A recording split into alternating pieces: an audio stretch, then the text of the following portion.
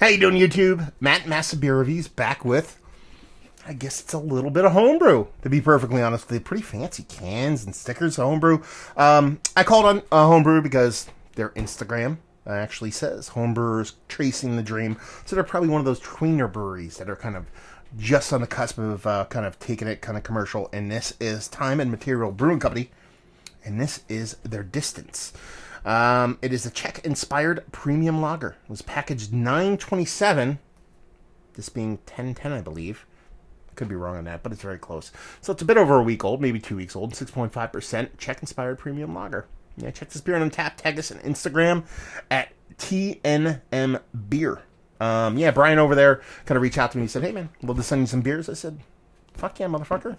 He sent me off some beers. So now we're going to do this. We're going to put this up in Homebrew Wednesdays that I've been trying to kick back off because it's been a while since I've done them. Like I said, I mean, it's obviously not a commercial beer. It doesn't have any kind of like government warning stuff on it and stuff like that. So it's homebrewers trying to make it good, chasing that dream, if you will. So we'll see what's what. So, I mean, kind of ballsy. You know, you send some rando dude on YouTube message about sending him off a beer. And what do you send him? A fucking Czech-inspired premium lager. So a lager beer from a home brewer to a guy who likes to just yammer shit. That is ballsy, my friend. So I appreciate the ballsiness. Label-wise, it's cool. But as it comes to things when I talk about labels and stuff, I dig on them. I get it. I get where you guys are going. I dig it. I even enjoy the font, but it's kind of hard to read. Like this one says Distance. The other one they sent me, I forget what it's called, but it was really hard to read. So, you know, when it comes to brand recognition and a lot of that kind of stuff, these kind of gothic-based kind of fonts don't really work all that well. So just a word of, you know, not even advice, just a word. If you ever decide to go forward, maybe font choice might not be the best when it comes to that kind of thing. But what do we have here? I mean, that is a lager. I mean, look at that. Clear as clear could be. Not much as far as carbonation going on. There was kind of initially, but it's kind of died off now. And it just has that rich kind of apple juicy kind of vibe going on for it. So, yeah, give it a twirl. See how the head comes back. So we definitely still have a little bit of carbonation going on there. So she looks the part. Maybe a hair. Well, I was going to say a hair lighter than your typical lager, but it just says premium lager. Czech-inspired premium lager. I assume they're just going for Czech Pils, Czech lager. I don't know. If it's a Pils, probably a hair darker. If it's lager, we're all right. So let's see if we can get a nose on the sucker. Okay. There's a nice soft melon characteristic to it. I can get down with that. Usually get that in kind of a Kolsch, but I'm getting it kind of in here. Now, as far as the actual hops go, on top of that melon, there's not as far a ton of bittering. There's a rich kind of maltiness, but there is a little bit of kind of butterscotchy, kind of buttery diacetyl thing going on there. So there's definitely a little bit of kind of off flavor in there. It's not huge in your face, but it's definitely there. And it's definitely leaning, I was going to go kind of butter popcorn, but it's definitely more of kind of a butterscotchy kind of off flavor than actual butter. But it's definitely there. It's not over the top. It kind of melds a little bit with kind of the soft lager yeastiness, but it's very readily apparent. It's the first thing that popped out to me, but it's not the first thing I mentioned. Should probably have done that, but it doesn't smell too off-putting. Let's put it that way. Let's dive in. Cheers.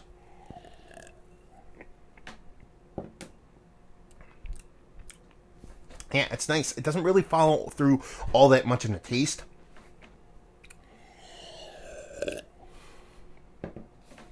It's there, but more aromatically than anything else, so it doesn't really translate too much into the beer. There's a nice soft bittering to it. Those kind of soft, kind of honeydew melon vibes kind of follow through in the taste. There's a little bit of rich maltiness somewhere above your Pilsner malt, maybe like a mix between a Pilsner kind of Maris Otter kind of thing going. Nothing too heavy, but it's a little bit above your Pilsner malt. And the body is a bit hefty, especially for a lager. You're talking about a lager, you want like a nice crispy kind of lageriness to it. This has lager vibes. It has drinkability to it, but it's a little bit heftier. It's a lot similar to like a lot of the kind of craft lagers that a lot of breweries put out when they first kind of take their first jabs at a lot of lagers. So it's in that same vein. So it's not necessarily a big knock on them, but you know, the whole kind of internet meme thing is all about those crispy boys, pastry chats and the crispy boys, and that crispiness is really a hallmark calling card when it comes to these kind of lagers. and where this is not a hefty beer by any stretch of the imagination. It just kind of misses that crispy mark and what you really kind of strive for. But as far as, like I said, ballsy move on their part, Homebrew fucking sending off a lager that you cannot hide behind. That's the thing. Everybody's like, lager, it's simple, it's plain and simple. Fine, sure. The grand scheme of things, your macro adjunct lagers, those kind of beers, those are the ones that have been made for years and years and years. And they got that shit down to a science. But it's also a very telling style. You cannot hide behind any flaws. And while there are subtle flaws in this beer, it's probably one of the better straight up lagers I've had from a homebrew level brewery as of late, or if ever. Because two things happen. Either one, a homebrewer tries a lager and they fuck it up completely, or two, they don't really try it at all because they don't have the balls to do it. You know what I mean? They have the balls to try it. They just don't have the balls to give it to a bunch of people, let alone some yammering crazy guy in fucking YouTube. So I dig it. I think it's nice that big butterscotch note on the nose doesn't really follow through in the taste. The way the hops show in a very Kolschy kind of manner. Like kind of melon vibes, a little soft bittering, more in the taste and on the nose.